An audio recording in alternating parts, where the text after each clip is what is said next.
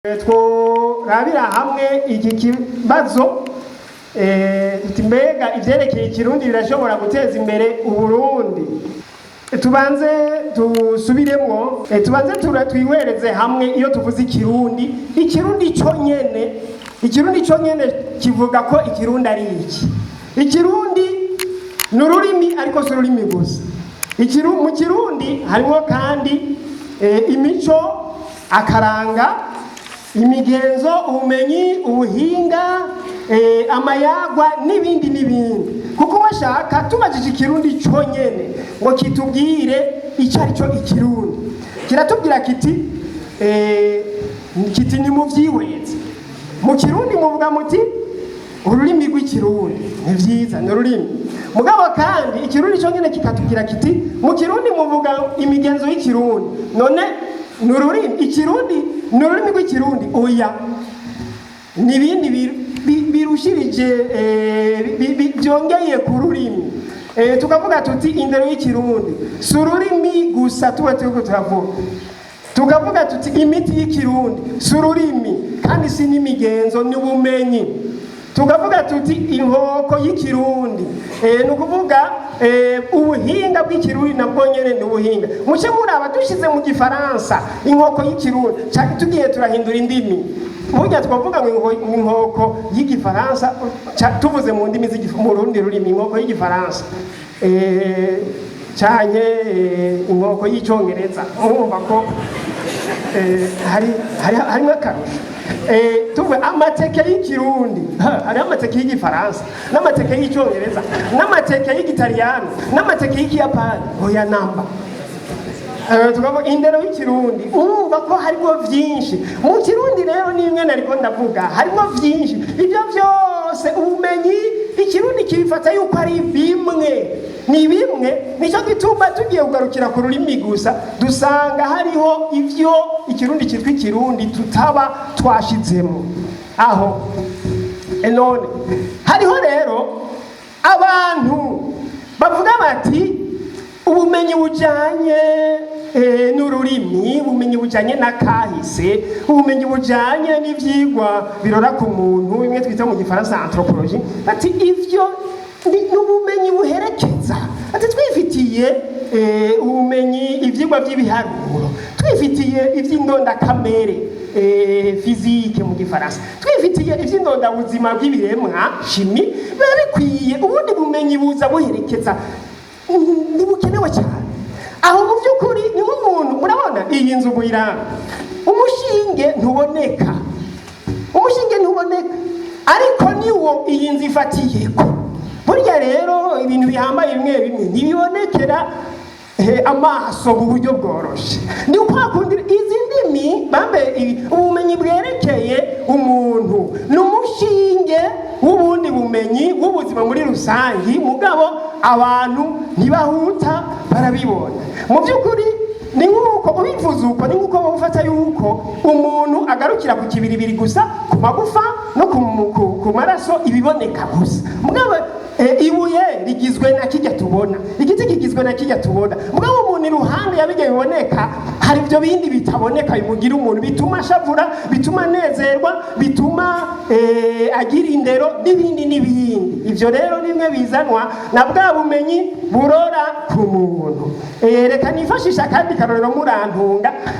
Ni nka kumwe kw'abantu bahora bavuga bati abakozi ba leta b'agaciro n'abakora muri OBR gusa ko binjiza amafaranga bona. Ati umwigisha nta mafaranga yigiza, azinyuma. Ndakarorero nifashije kugira ngo mwumve ibihambaye n'ibidahambaye n'ibiki. Aho rero ko wumva ubumenyi bwerekeye kamere bwonyene bukwiye.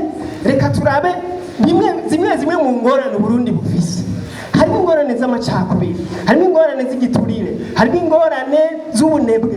Aho rero nitwaba dushobora gufata iyo nyobozi formule chimique hanyuma tukayikoresha nk'uko nk'uko abize ivyerekeye ubuhinga nyabwonko bakoresha ubuhinga nk'ubwo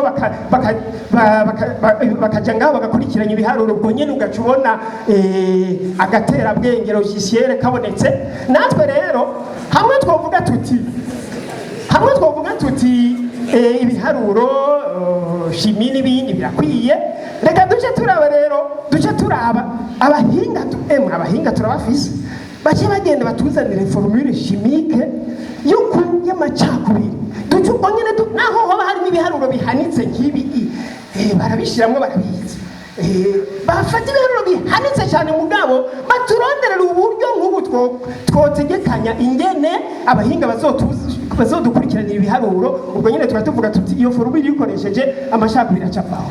Duce dufata ivyerekeye igiturire, duce tubabwira tuti mbega kumure abanyabiro bazotubwira bati genda mubaze aho bimwe vyerekeye imegero ya kamere shimi, bati nabo batwunganire, bace bagenda batuzana ibiharuro nk'ivyo babikurikiranye, maze duce tugira tuti nguyu umuyoboro wo gukuraho igiturire. Igiturire gikurwaho n'iki? Amacakubiri akurwaho n'iki? Akurwaho n'ivyigwa vya kahise. Umuntu yize akiga amahano ya Hitler yakoreye Ubudagi, acavaho kwiyiciyumvira ati burya rero umuntu azoza atwara nka Hitler azokwegera amahano igihugu.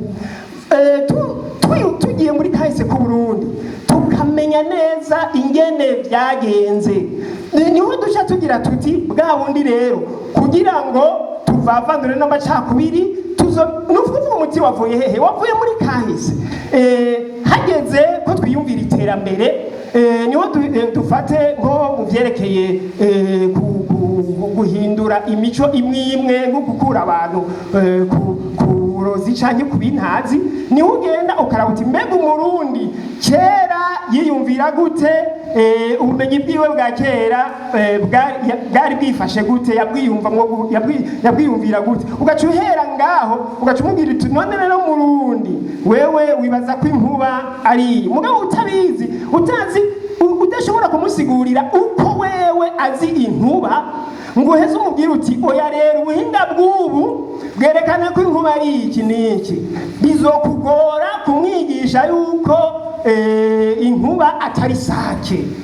Ni ukuvuga uzofatira kuri bwa bumenyi bwiwe kugira ngo umuteze imbere. Aho imico n'imigenzo rero mu buzima burya si utuntu si ibintu byo kwiryohera gusa, imico n'imigenzo birafise akamaro. Reka dufate nk'akarorero k'amayagwa. Amayagwa ni ico bita la literature mu Gifaransa.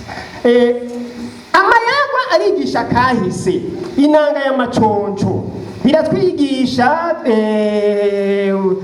ingene maconco yamenje, hanyuma tukigiraho n'amaherezo yiwe, hanyuma tukagira tuti ukumenja nk'uko nyene iyo nangitango ndakubwira abamenje, tukumva uwamenje n'ingene yamenje, hanyuma tukumva ingene kumenja ari ikintu kibi. Inanga y'ambanza bugabo kwa kundi nyene ni cigwa ca kahise, ni nk'uko umuntu yoja mw'ishure agafata umwanya washaka mbere biruta biruta mbere n'umwanya umuntu yofata mw'ishure, kuko hoho agenda agatwaye, ni kandi niko kamaro k'indirimbo, kuko bica biguma mu bwenge agace genda bitwaye. Aho ivyo imigani n'inkuru ivyo byose vyerekana ico abantu bakwiye kwirinda n'ico bakwiye gukurikiza.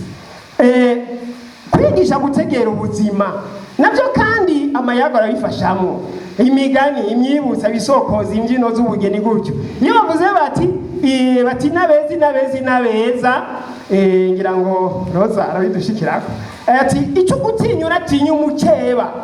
Njambaho nkumviriza ingene ivyo umukeba yagize, njamba ngaho rero nzi yuko umukeba ari kumutinya, ni cigwa mba nigishije. Imyibutsa, zigangereranyo ziri mu myibutsa zirigisha abantu kwiyumvira muri rusange. Ibisokozo birigisha abantu kwiyumvira muri rusange. Ingereranyo, gutegera ingereranyo, ibisokozo nico bimaze gukemura kubishika ku buzima. Nk'akarorero ayovuze bati impinga n'umugenzi gutyo. Kwigisha gukunda ibikorwa mu mahigi iyo bariko baravuga bati